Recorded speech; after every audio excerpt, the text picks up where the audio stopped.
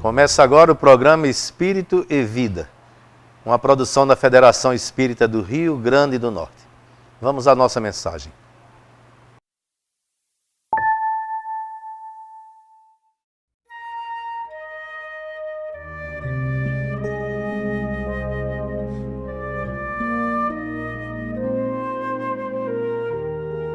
A história da humanidade tem sido marcada por guerras, conflitos, crueldades e sofrimentos. A brutalidade persiste como um resquício de momentos anteriores em que o homem precisava sobreviver num meio natural difícil. Com a inteligência, amplificou sua força e conseguiu então dominar a paisagem e se impor. No entanto, numa análise mais profunda, percebemos que uma capacidade anterior, mais básica e mais relevante, é que garantiu à nossa espécie a sua sobrevivência. A ternura que os filhotes humanos inspiram em seus pais. Quem em condições normais consegue resistir ao apelo da doçura, da fragilidade de um bebê? Eis nossa mais importante característica, a capacidade de sermos afetados pela ternura e responder a ela com amor e bondade. Não fosse assim, os bebês simplesmente morreriam e a humanidade não teria chegado até aqui. Espíritos mais desenvolvidos, como Madre Teresa de Calcutá, por exemplo, deixaram-se inundar de ternura, de bondade, oferecendo-a não apenas aos seus mais próximos, mas a todos os que precisassem do seu calor humano. Ela dizia: nossas portas nunca estarão fechadas por serem as últimas com que alguém pode contar. É inegável que a experiência humana guarda sentidos profundos e que Deus nos colocou aqui para realizarmos parte do avanço na direção do conhecimento do universo.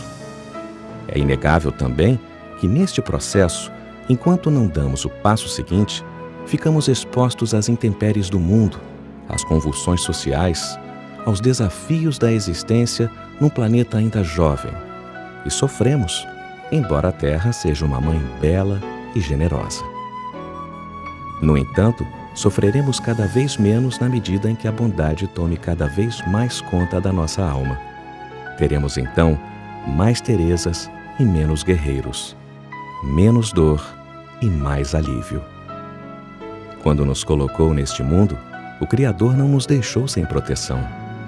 A nossa proteção não vem da força nem da inteligência, vem da bondade de uns para com os outros. O programa Espírito e Vida de hoje traz uma questão que diz respeito a todos nós. Muitos se questionam sobre esse assunto. Por que é que existem as diferenças no mundo? As diferenças de riqueza, as diferenças sociais. Uns têm muito, outros não têm nada. Alguém nasce bonito, feliz, outro nasce feio. Por que há essas diferenças? Como se explica à luz da doutrina espírita e à luz da justiça divina? Para falar sobre esse assunto, nós convidamos Altamir Cunha. Altamir Cunha é conhecido de todos nós, escritor, palestrante, divulgador espírita, enfim. E gentilmente aceitou o convite para conversar conosco. Altamir, muito obrigado pela sua presença. Eu que agradeço a oportunidade e sempre, como dizemos, é uma renovada satisfação estar aqui com todos nesse programa que tem realmente uma aceitação tão grande. Altamir, vamos começar por Jesus. Sempre é bom começar por Jesus. Jesus afirma que é mais fácil um camelo passar pelo fundo de uma agulha do que um rico entrar no reino dos céus. Isso quer dizer que é impossível, o dinheiro é um obstáculo realmente à salvação pessoal? O dinheiro é um transtorno na vida das pessoas?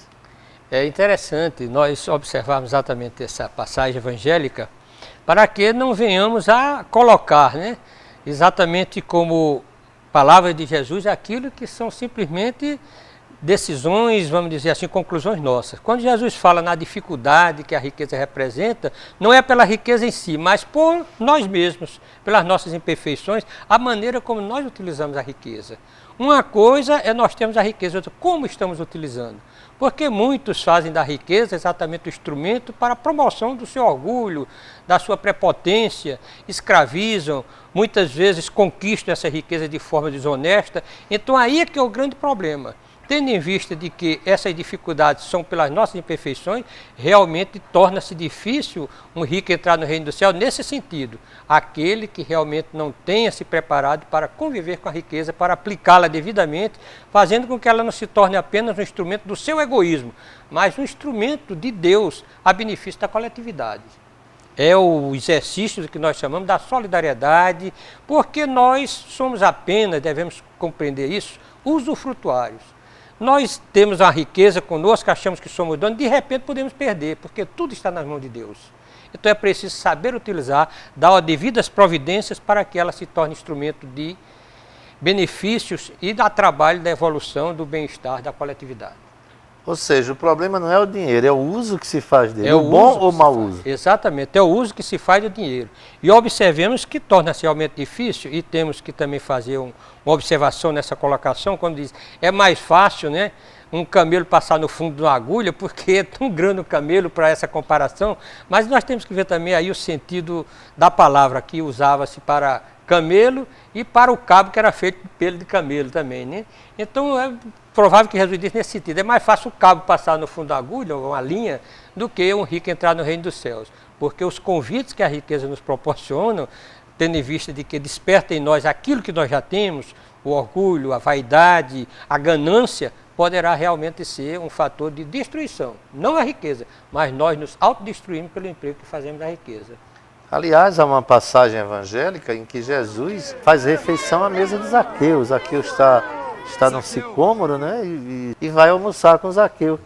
E aquilo comove absolutamente e também incomoda os outros, porque Zaqueu era publicano, era um homem rico, cobrador de impostos, que era uma categoria detestada pelos judeus. E dizem que a partir dali Zaqueu mudou assim a sua vida, né? Como é que você vê essa passagem? Acho que não compreendeste. Sou um pecador público.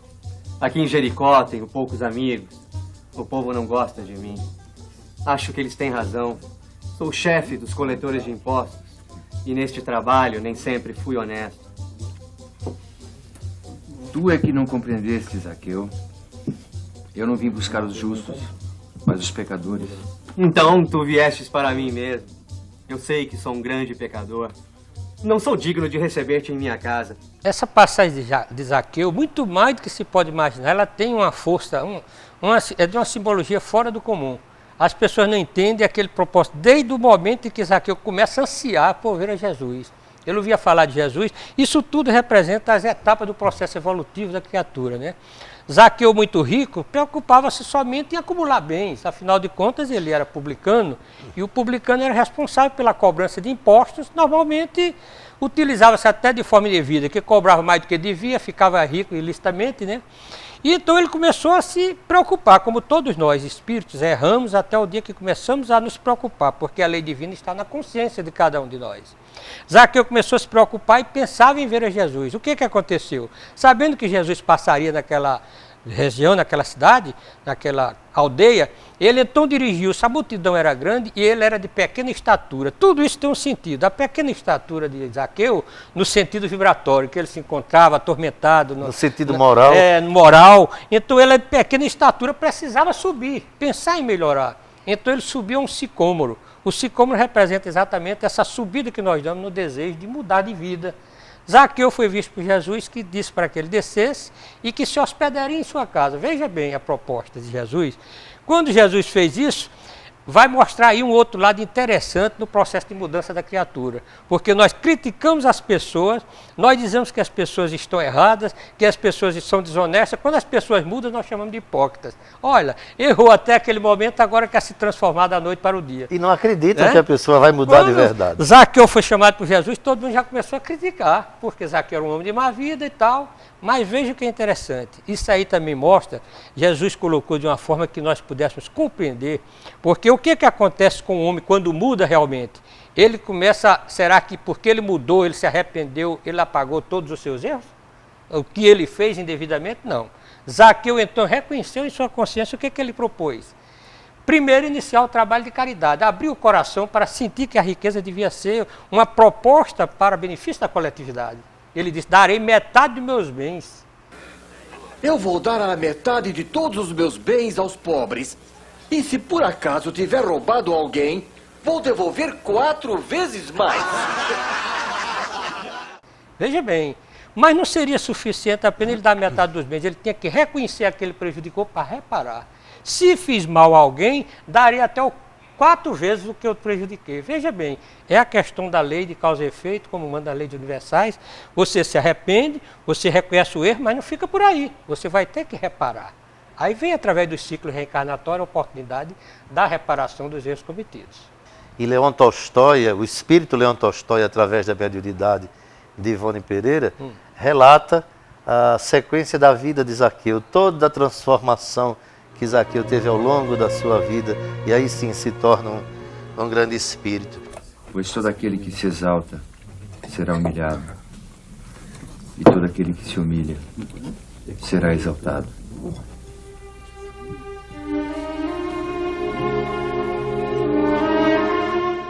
Há uma questão que as pessoas em casa com certeza estão se perguntando: como que a doutrina espírita explica as desigualdades sociais? Você vai responder isso daqui a pouco, no próximo bloco. Nos aguardem, a gente volta já conversando com Altamir Cunha.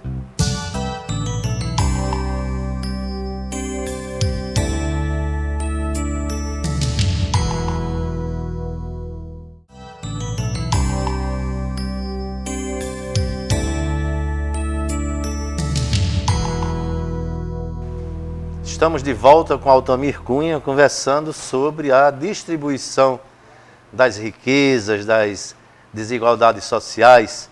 E a questão que nós deixamos no ar foi essa. Altamir, como é que a doutrina espírita, como é que o pensamento cristão explica as diferenças sociais, as diferenças na sorte, digamos assim, a existência no mundo até hoje, com todo o progresso da humanidade, mas ainda a existência dos bolsões de miséria, os ricos, os pobres, os sãos, os que já nascem doentes. Qual é o olhar espírita sobre isso? Nós podemos ver de 2 prismas. Primeiro, a respeito da questão da reencarnação, né? Daqueles que normalmente tiveram a oportunidade da riqueza e que muitas vezes malbarataram, não valorizaram, usaram indevidamente, e que em outras reencarnações vêm com certa dificuldade para aprender a valorizar. Mas vemos também aí, não podemos tirar também essa questão, é a diferença da capacidade de cada pessoa em aplicar. Observemos bem que nós vamos encontrar no próprio Evangelho de Jesus, na distribuição dos talentos, que ele representa muito bem o que pode cada pessoa aplicar e o que fazer das oportunidades que surgem em sua vida. Não somente da riqueza, mas de tudo, da inteligência, da saúde, de todas as riquezas que Deus nos concede. O que acontece? Na distribuição dos talentos, teve um senhor ia viajar e chamou para fazer, então, uma proposta de distribuir a cada um uma quantia para que eles pudessem utilizar devidamente. A um ele deu 5 denários, a outro deu 2 denários e a outro deu 1 denário. Passado um longo tempo fora, quando ele veio, chamou para a prestação de contas, aquele que recebeu 5 apresentou-se e disse: Senhor, eu sei que é realmente uma pessoa exigente, me deste 5, eu apliquei, está aqui 10. Ele: muito bem, foste fiel no pouco, vai merecer muito. Veio que recebeu 2 talentos, apresentou-se e disse a mesma coisa. Sei que você é exigente, apliquei, está aqui 4. O que recebeu 1 simplesmente veio e só apresentou 1. Eu sei que é exigente, guardei o talento, está aqui o talento. Sérgio, você sabe que eu sou exigente, por que não aplicaste como os outros, né? Então, o que nós precisamos compreender... E ele é duro com esse, seja fiel, né? Vai, então... Para o ranger de dentes, como diz, né? Por quê? Porque a oportunidade que surge em nossas vidas não é simplesmente para nós utilizarmos egoisticamente ou simplesmente enfeitarmos com ela, né? A inteligência, a riqueza, a saúde, nós precisamos dar um sentido também próprio para aquilo. Não apenas no nosso egoísmo, mas no sentido de beneficiar os outros. Então aquele servo podia aplicar também e multiplicar.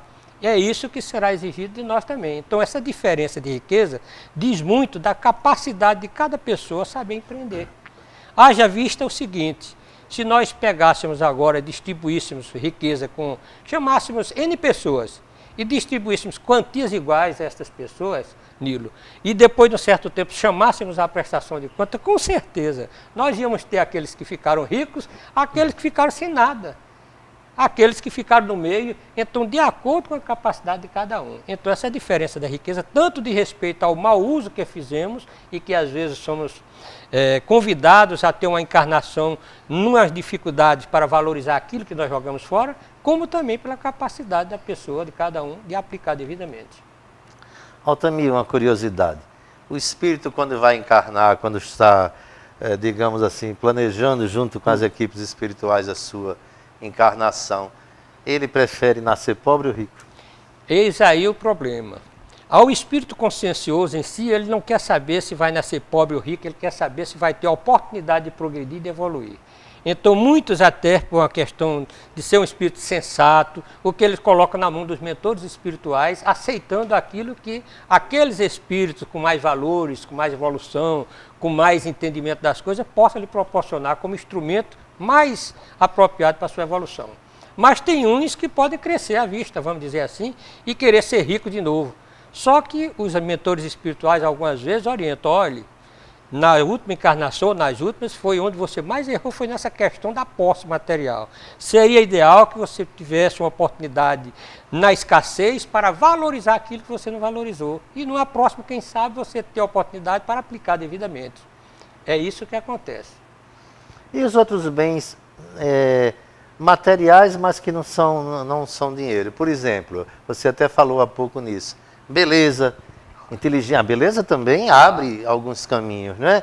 A inteligência, a capacidade, a habilidade, etc. Não concorrem também para digamos assim, um desvio de certas finalidades? Ou seja, a beleza em algumas circunstâncias não se torna um obstáculo, não se torna uma tentação, digamos assim, muito forte? Claro, o poder também. O poder às vezes não é dinheiro, é uma maneira fácil de manipular pessoas. O que vem exatamente a responder aquilo que nós falamos, que na verdade não é o que nós recebemos e temos que vai nos conduzir a uma determinada situação.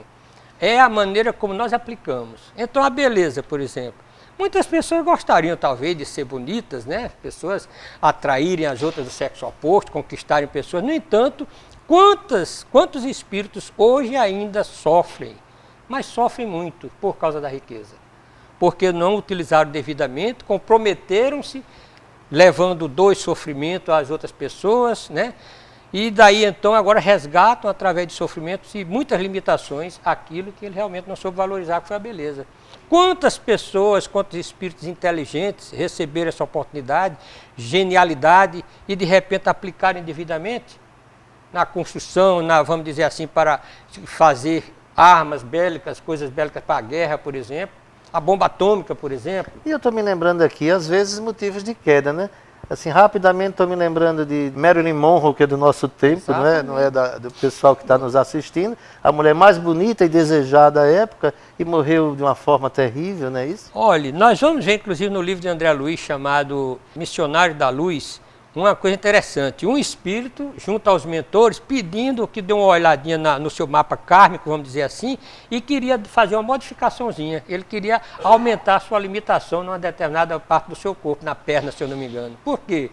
Porque ele achava que, como ele errou muito por causa da perfeição do corpo, ele queria ter certas limitações para não correr o risco de errar novamente. Veja bem, quando o espírito desperta para esse lado, ele não vai ver a beleza no exterior, mas ele vai se propor a fazer uma beleza interior, através do bem, da caridade, do amor, da solidariedade e assim por diante. Ou seja, essa limitação é uma maneira de impedir que ele incorra em novas quedas, digamos assim. Não é? Exatamente. Muitos de nós não compreendemos e achamos até que Jesus está sendo cruel. Quando nós temos determinada limitação, imploramos em nossas preces, buscamos através da doutrina espírita, dos passes, do trabalho de desobsessão, de médicos e tudo, e não obtemos resultado. Alguns poderão até achar, será que Jesus esqueceu de mim? Na verdade, Jesus está se lembrando de muito de você. O que Jesus está realmente fazendo é que você amadureça mais para ter condição de obter isso que você tanto deseja. Porque nem sempre aquilo que muito desejamos é o que mais necessitamos. A maioria das vezes nós não sabemos o que, se desejamos realmente, é interessante para nossas vidas, para o nosso destino. A gente vai dar mais uma paradinha, volta daqui a pouco, conversando com Altamir Cunha sobre a desigualdade das riquezas. Quem vai fazer as perguntas são vocês, os nossos queridos amigos telespectadores. A gente volta já.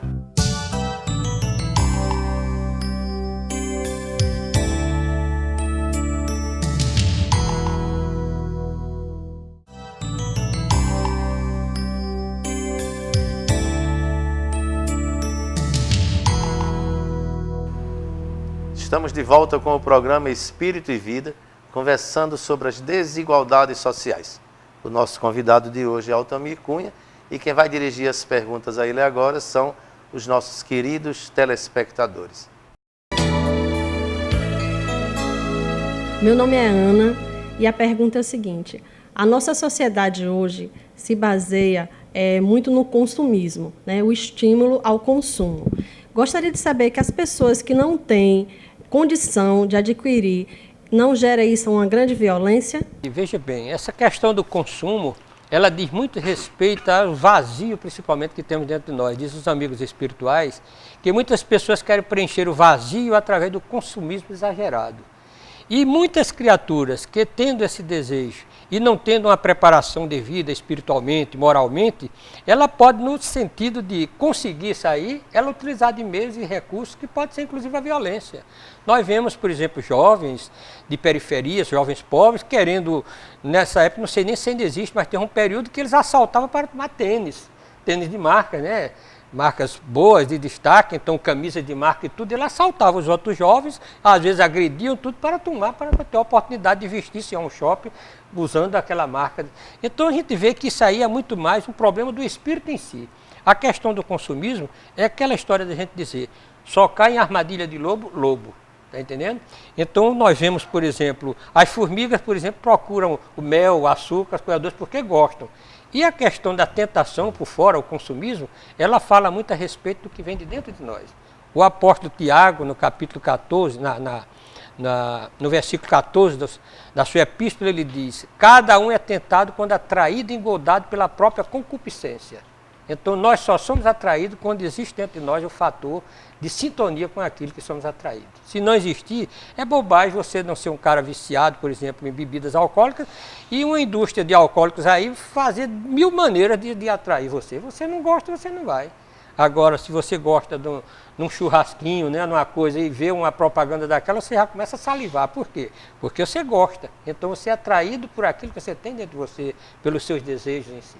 Meu nome é Isaías Bezerra, né? Eu queria saber, Jesus fez uma afirmativa, de onde tiver o seu tesouro, estará o seu coração, né? Como interpretar essa questão de Jesus? Muito bem, eu gosto muito dessa afirmativa de Jesus, sempre estou colocando em palestras, onde colocares o seu tesouro, ali estará o teu coração. Aquilo que você mais valoriza, você se vincula. Então nós precisamos compreender na vida o que nós vamos valorizar. Está havendo, como nós vimos até na pergunta anterior sobre consumo, está havendo uma inversão de valores. Nós esquecemos que somos espíritos e que vamos precisar realmente de ter uma certa segurança e ter também as nossas economias espirituais. E nós estamos simplesmente voltados para o âmbito material. Então, resultado, nos vinculamos tanto à proposta materialista em si, que esquecemos que somos espíritos. Chega um dia que nós temos que retornar à espiritualidade, poderemos até ser ricos materialmente falando, mas chegamos na condição de indigentes espirituais, no plano espiritual. Então, Jesus disse muito bem, onde colocares o seu tesouro, ali estará o teu coração. Se você valoriza o dinheiro, no momento em que te roubam, talvez você entre em depressão e até se suicide. Se você valoriza a riqueza, no momento em que tiver uma falência, é provável que você se suicide. Mas se você valoriza devidamente, porque tudo tem o seu valor, mas também reconhece os valores espirituais que você precisa construir, quando você perde o lado material, você se equilibra pela riqueza espiritual do que você é portador. Então isso é um equilíbrio que deve haver na vida. Não estamos colocando aqui, a doutrina espírita nunca pregou, que nós tenhamos que desvalorizar as oportunidades materiais, porque fazem parte da vida. Foi Deus que colocou em nossas vidas, então temos que valorizar, mas saber usar. Aide Sabri. Paulo disse que ainda que se venda tudo que se tem e dê aos pobres, se não tiver amor, nada foi feito. Então não adianta ajudar os menos favorecidos? Na verdade, a caridade, o que Paulo quer dizer é que a verdadeira caridade ela tem que ser pautada no amor. Nós precisamos fazer uma diferença daquilo que a gente faz como a obra social, um trabalho até mesmo porque nós nos destacamos com isso, e aquilo que nós fazemos por amor, por compreender a dor e a necessidade do próximo. Não tira também o valor do trabalho que possamos fazer, da caridade, da distribuição de roupa, de pães com aqueles necessitados. Claro, tudo é um exercício. E o próprio amor, ele faz como uma construção no tempo. Nós temos a semente, vamos adubando e ela vai florescendo. Iniciamos numa prática, a princípio, puramente social. E depois nós vamos sentindo um vínculo e vamos realmente nos ligando às necessidades do próximo. E aí vem surgindo o amor. Aí é quando realmente nós estamos fazendo a verdadeira caridade. Eu acho que os telespectadores estão satisfeitos com a nossa conversa, Altamir. Muito obrigado mais uma vez por sua presença conosco, tão esclarecedora. Nós é que agradecemos a você e ao público em geral por ter a paciência de nos ouvir e sempre nos dispondo aqui a trazer a nossa contribuição. E agora nós vamos ao nosso próximo quadro.